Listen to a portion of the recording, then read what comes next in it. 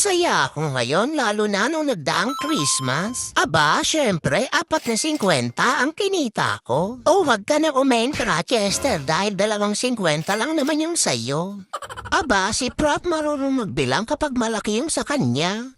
O wag kang pikon, Chester, ganyan talaga ang buhay. Pinanggala na nga namin ni Chester yung kinita namin kahit abonado pa ako. Sa sobrang galit nga ni Chester ay yung pader ang napagdiskitahan niya. Pakidampot na lang to, Prof. Total, ikaw naman ang nagyaya sa atin. Naku, Chester, ayoko niya na ang baho niyan. Hindi ko pala nasabi sa inyo na takot pala si Prof sa pupo. Kaya nga halos nahubaran na siya dyan, wag lang siyang makalapit.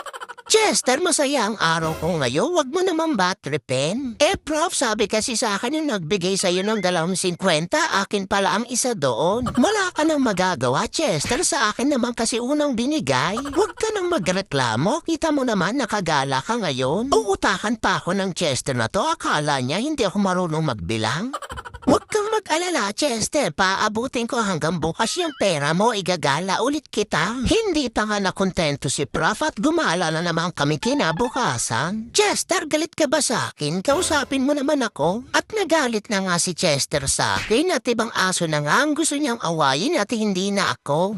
Hindi na nga kami nagpapansinan dito ni Chester at ang layo na niya sa akin. At kahit anong lakas pa ng tawag ko sa kanya ay parang wala na talaga siyang naririnig. Oh, Prof, bigla kaya itong naging malungkot dyan dahil ba sa hindi kita pinapansin kanina? Hindi yun, Chester. Ubus na kasi yung napamaskuhan natin. Sinasabi ko na nga sa iyo one day millionaire ka kasi. Paano na tayo bukas niyan? Madali lang yan, Chester. Romakit na lang ulit tayo. Total, may ribbon ka naman sa likod. Pwede ka na rin maging regalo. Papalitan ko yung inuupuan natin at ang ipapalit ko, ikaw. At ganito na nga ang itsura namin nung maubos na yung mga napamaskuhan.